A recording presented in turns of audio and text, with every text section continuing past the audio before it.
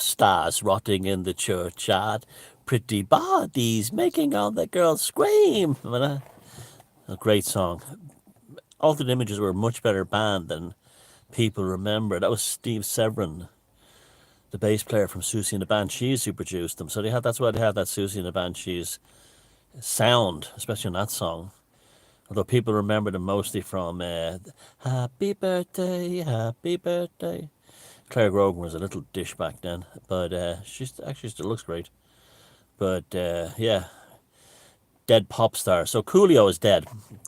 59, so it's a relatively young man. You know, I mean, you're not really kind of like a senior citizen now until you're well past 70. It's like, it seems to be like now a senior citizen is like 73, 74, 75. That seems to be now these days. So 59 is, still a, and you consider like, people are out there rocking in their 80s now. It's 59 is not old at all. And undisclosed causes, transubstantiation, you just know it. And they're going to be dropping in their millions soon anyway, so this will become used to this. And it's got me thinking now that wouldn't it be, now that Biden admitted that, well, he didn't admit it, but he said he was going to bomb Nord Stream, and he did, obviously, that they're pumping billions of gallons of methane into the atmosphere. These are the environmentalists. These are the people that tell you to get an electric car, or walk 10 miles to work and eat bugs. They're now killing God knows how much marine life with this thing, and releasing colossal quantities of methane into the atmosphere. And methane is the real greenhouse gas. To use the old terms, greenhouse gas, a real one is methane. So the hypocrisy again. We're dealing with the same kind of people who were around during the Bourbon dynasty, or in just pre-revolutionary France. Let them eat cake types, even though she never said that. Rules for thee, but not for me. And so no one's me from talking about that. So like I don't that there's. I mean, it's ridiculous a country like Ireland even having climate change targets, as small as we are. When, what's already poured out into the atmosphere from that Nord Stream pipe in the last 24 hours would be as much methane as a medium-sized country produces probably in a month. So the whole thing is ridiculous, and the only people that keep it going, these people say, we have a moral imperative to... Leo's a fucking ledge. We have a moral imperative to lead the way as a climate change nation. That's what they do, and that's how they justified the punitive taxes and everything in this country, and the destruction of our native industries. We have a moral imperative, apparently, but like... Putin is somehow responsible for blowing up a pipeline. The most ridiculous story I've ever heard. And blowing up, I mean, that's where they get their wealth from. And not just only from Europe. They pump gas into other countries as well. They're a huge landmass. But it'd be like Dubai shutting off the pipes. They're shutting off the oil. Blowing up their oil pipelines and thinking they were winning. It's the stupidest idea in the world. And there's also, and Biden said he would do it. Biden said he would do it, and the timing was like perfect, just in time for the one from Norway to be switched on.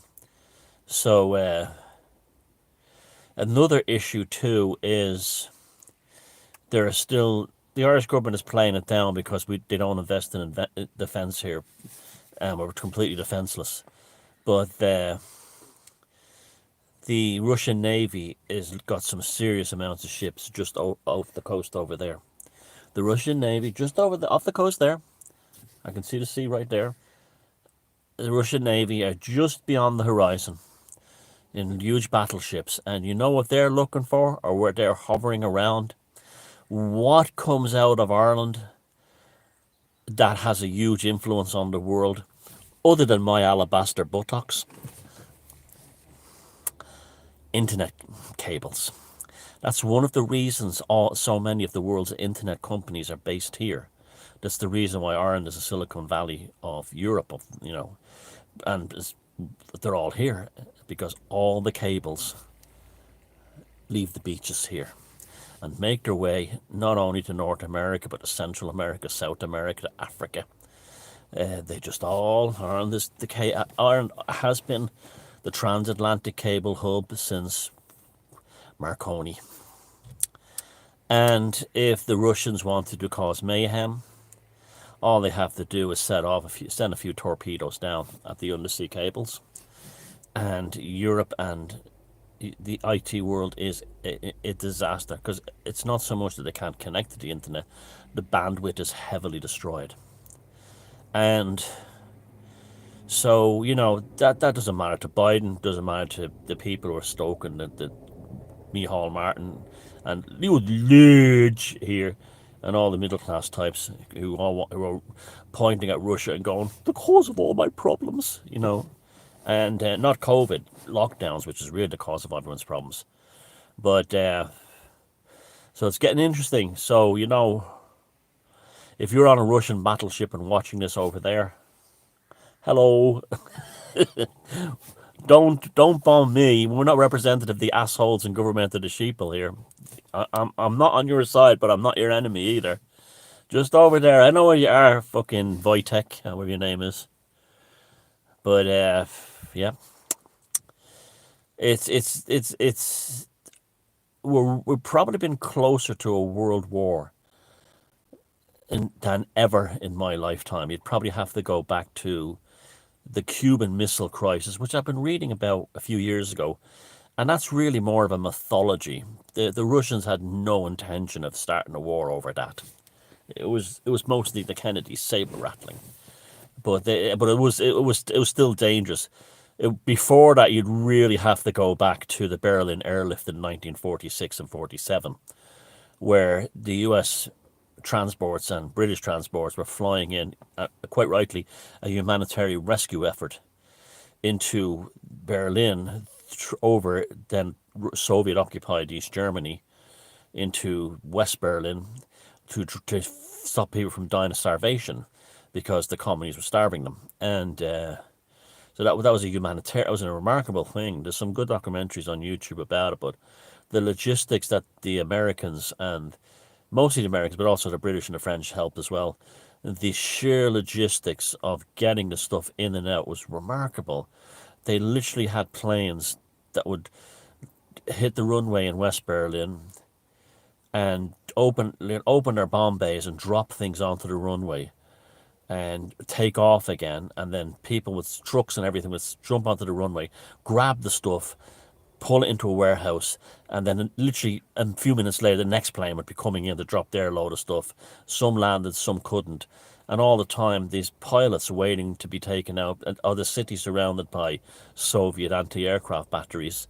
And that was the last. That was probably the last time the world was as close to atomic warfare as it is now. Or it is now. So we're living in an incredibly dangerous time with a demented, literally old man in the White House. Mediocre fifth-rate leaders around the world who are all possessed by demons, and corporations thinking the next quarter's financial statement is the only thing that matters, and the future beyond that, well, fuck it, And these are the kind of psychopaths running the show, and nut jobs. And so so like, I don't think, if people in Ireland knew how close we were to invasion by Russia, and I tell you something, as many of us wouldn't think it was such a bad thing, we feel like we're being rescued from the globalists, but of course you don't want to be invaded or anything like that. You want to keep your sovereignty, or is your illusion of sovereignty. But yeah, they're all like, they all hate the Russians because they've been told to hate the Russians. You remember that lunatic who drove the truck into the Russian embassy in Dublin, and the mentally ill priest who threw paint on the gates, because they're all fucking fired up by the media. People of low intelligence are very easily fired up by the media. And yeah, so that's what the Russian ships are doing out there, just off the coast there. They're hovering around the undersea cables, and they're they're dick waving basically. They're basically putting it up to the.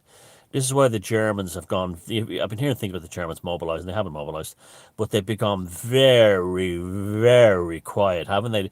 Hasn't the smugness. I don't mean the German people. I mean the German bureaucracy and establishment. There's lots of lovely, cool people in Germany, but the establishment, the the smugness of the German establishment that was sort of like was fertilized in the garden that was Angela Merkel and her crowd when they thought they were drunk on power. That smugness has all gone. It's nowhere to be seen now. And Germany is the most, it's the second largest economy in the world after the United States. It's the biggest economy in Europe by far, the most heavily populated country, and it was starting to throw its weight around.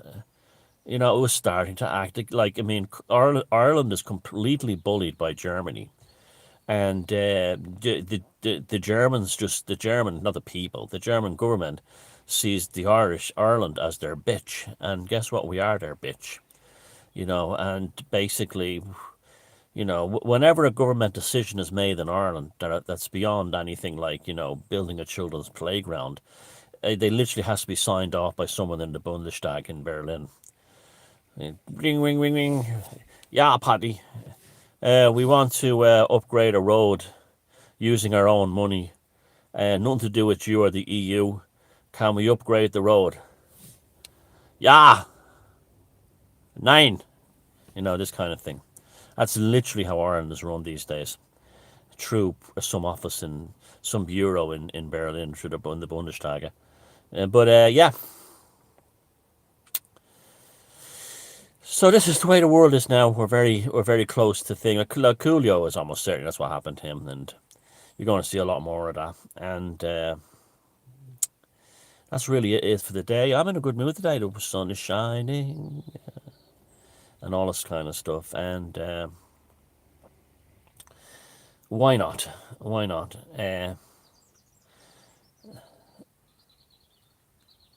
If you're living on the end of the world, you enjoy it. You make the most of it. It's not going to happen, of course. I mean, we're fine. The tribes will survive no matter what. But always remember to keep that song in your heart, folks. Keep that song in your heart, and keep waiting for that star to rise every morning. Sanguine Gnosis.